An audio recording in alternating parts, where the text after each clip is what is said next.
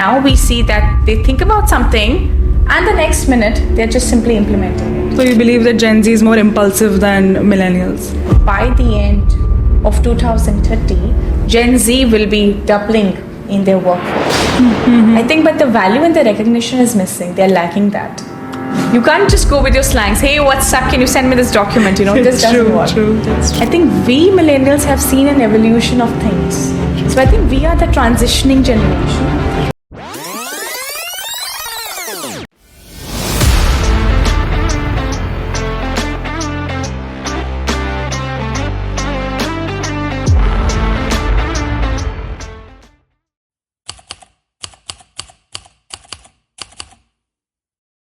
A very good morning to everyone present here. My name is D. Sarvani from BBA Semester 5, and today I am here sitting with the incredible Himani Baseen ma'am, the Director, Learning and Development at APAC at JLL. How are you, ma'am?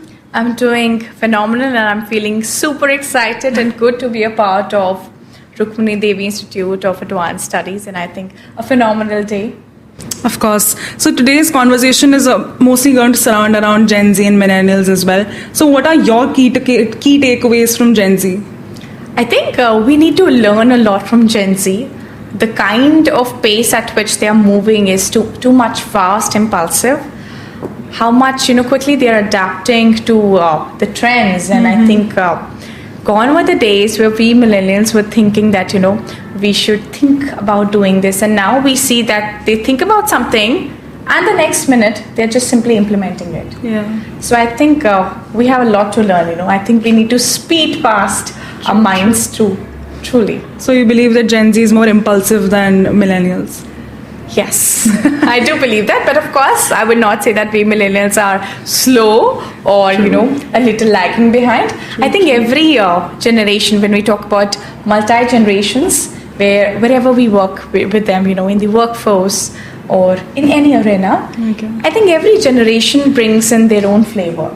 So we need to pick a flavor to make a meal. We put in all the flavors, right? So I think if Gen Z is offering a particular flavor to be added to in your workforce, I think we can definitely pick it up from them. Gen Z can add fun element to the workspace, especially. Absolutely. Okay. So what are the observations that you have observed? So you have handled Gen Z as well, and as well as the millennial side as well. So what is the shift that you observed in the workspace? Okay, I think the shift has been phenomenal. In fact, a recent study also pointed out that by Gartner, which was done in 2023, they said that by the end of 2030, Gen Z will be doubling in their workforce. Now, what do we understand by that? That Gen Z will be coming a lot more in the picture, and the other generations working in the workforce need to really learn and at the same time ensure that we are adapting. True. So I think millennials are learning that Gen Z come with different flavors.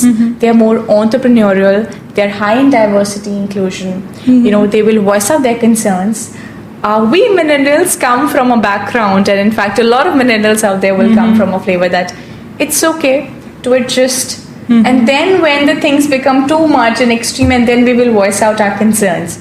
But I think we've learned a lot from Gen Z that why don't you just take a stand and voice out your concerns? True.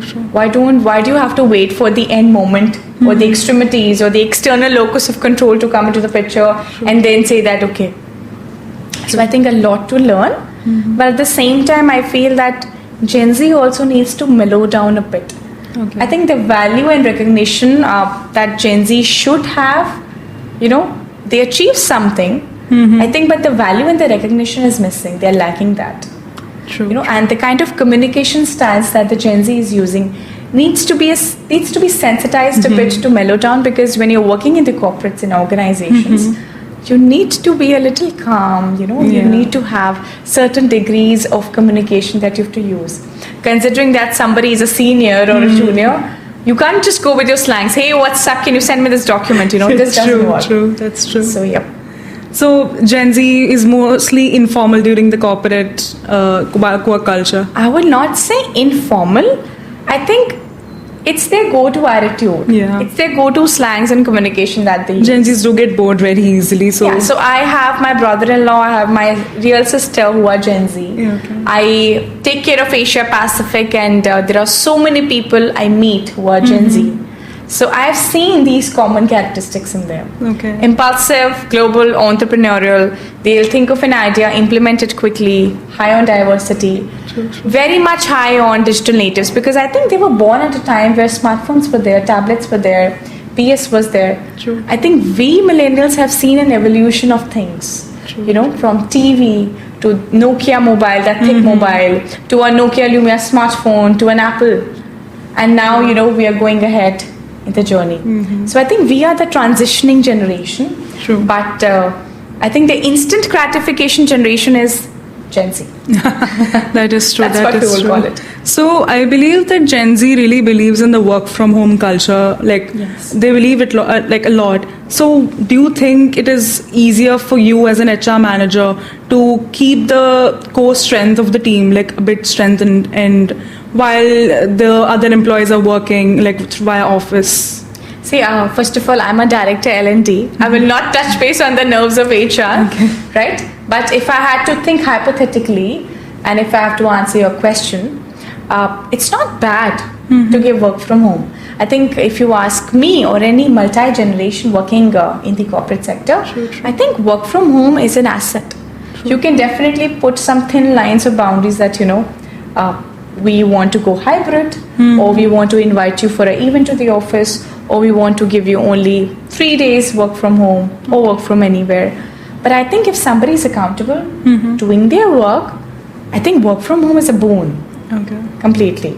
Okay. So I would go by that mindset. Okay, that's nice. Yeah. So how do you think that the generational gap is there between Gen Zs and millennials while they're performing their works and the tasks? See, I think a generation gap will always be there between any generation. If you talk about your grandfather, between you and your grandfather, there will be, of course, generation gap as well, right? Yeah. So when we talk about millennials and Gen Z, of course, there's a gap. There is a- But I think in corporates, we are sensitizing it. We have awareness, and we are ensuring that, you know, with the help of some nice learning programs, with the help of, you know, having some feedback sessions with them, or open, transparent communication with them. We are keeping in mind that this generation has this needs. Let's meet that up. At the same time, if the corporate and the function and the organization's values demand certain things, we are ensuring that we marry both of them together. So I think we are trying now smartly to bridge the gap. Gone are those days wherein, you know, people used to think that I don't like this person and let's just, you know, throw him out. Now people are trying to work collectively with the multi-generational workforce and trying to bridge the gaps so that everybody's flavors gets accumulated and everybody's needs get met. Just like we talked about how millennials mostly prefer the traditional work culture more than the Gen Zs. But I think post-pandemic, the shift has been phenomenal. Yeah, it has. I think everybody has adapted to it. And if you ask me, I used to love going to office, you know. I used to love the vibe of people. But in today's time, I think I would like to go to office probably like twice a week, or maybe thrice a week, or maybe if somebody calls me for an event that, you know, you have to come and deliver some workshop, or you have to meet somebody Deadlines there. or anything like So I think it's good if you look at the different lens. It's for your own comfort, for your own flexibility, and if you're accountable and you are taking the ownership of your work, so you work at whatever time, whatever place. I think it's good. It's nice. It's good. Nice. Okay. So the next question I want to ask you that how do you think that there is like a disrupt between the Gen Z and the millennials when they're working in an organization? Okay, so I think I would like to quote some of the skills that the Gen Z must possess for a better working style in the corporate sector. Okay. Right? And I think these are the only skills that are disrupting, and if they work well on these, they will be able to have, I think, a better advantage. The first one is adaptability. I think sometimes they refrain and they are, one is that you are voicing your concern. One is that you're doing it too frequently, that it is becoming, a trigger for the people working there. So I think they need to learn to be more adaptable in their mindset, in their thinking, in their approach. Also, they must possess critical thinking as well. What we see is they're very impulsive. They don't think deeply without doing anything. Their behaviors and attitudes and choices are also very different. So I think critical thinking is one skill that Gen Z must focus on. Apart from this, they also need to work a little bit more on their emotional intelligence front. I think they lack self-awareness. They lack, what kind of emotions I need to hold back, what kind of emotions do I need to really show, and where is a time where I can make decision making based on them or without them. Okay. So these are some of the skills. And another point which is a major disruptor is that communication styles. As I quoted you, their lingos and slangs will not work. They need to sensitize a bit more, become a little more respectful, and consider that, fine, you've got everything that you've prayed for, or God was very kind that He gave you smartphones when you came. But they need to be little more respectful and value the things that they've got and recognize the effort. But I think that comes with experience as well. It does come, but I think one thing is a value. So I think the values need to be inculcated also. Okay. I think some sort of missing link is definitely there between the value system of Millennials and Gen Z, which is natural. But I think if you understand that, become aware of that, and bridge the gap, I think what best. True. That's very true, ma'am. So since Gen Z is in the entire corporate culture is evolving now, and since Gen Z are coming into the workforce now, how do you think companies are adjusting themselves to fit into their preferences as well? So the companies are very smart, and they're going with the trend, and they're very agile. And it's not about just Gen Zs. You're talking about baby boomers, you talk about traditionalists, you talk about Gen Alpha, Gen Y, Millennials. Organizations are trying to bridge everybody together. So they are trying to glue all the generations, and keeping in mind that, we are offering different modes of working styles, a culture wherein everybody can be glued together. By the working styles, by the flexibilities that we can offer. Of course, everything has a thin line, boundaries to it, but I think a lot of learning programs are tailored, a lot of feedbacks are there, a lot of sensitization is happening. We are giving what everybody or every generation needs, but definitely ensuring that, it doesn't overlaps with the other. True, ma'am. That's very true. So do you think that the HR happy hours, which are mostly prominent in the corporate culture, they are shaping a better future for the Gen Z in the corporate? I think nowadays every day is a happy hour day, to be honest. If you have a good culture in the organization, let me say it out aloud to all the organizations out there.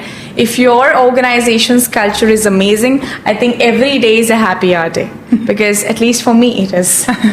So a lot of corporates are incorporating these I think techniques. Take micromanagement out of your culture, take microaggressions out of your culture, give flexibility, give work from home, give open, transparent communication styles, great feedback mechanisms. Of course, some sort of employee engagement does matter. Give that out also. And your employee is happy. That's true. So once the pandemic happened and a lot of people were not able to go back to their workplaces, and especially including the current generation as well, they still think the pandemic is still happening, so they're lacking a bit. So what are the feedbacks that you want to give to them? I think we all have gone through that black and white days of our lives during the pandemic, wherein we missed out on a lot of things, but I think we got a great time to reflect on our own lives also, what is missing and what we need to actually do. So I think we should not forget the flavor of working office, because definitely going to the office will give you at least a flavor of, what sort of, different personalities work, how do you operate and cooperate with different personality people, how do you handle conflicts, how does a workstation appear like, what is the fun of going for short coffee breaks and coffee conversations, enjoy the gossip and of the corridor gossip conversations.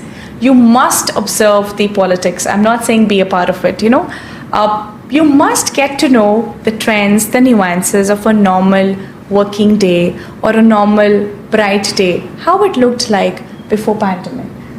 I'm not saying be a part of it or become too much attuned to it, but at least you must get a flavor of it. So I would encourage them that do come to the office whenever you feel like, or at least once a week, but do not forget the real flavor, because with that flavor you can shape the future of work in the coming years. Thank you so much for the wonderful conversation. It was lovely talking to you. Thank you and good wishes. Bye bye. Thank you.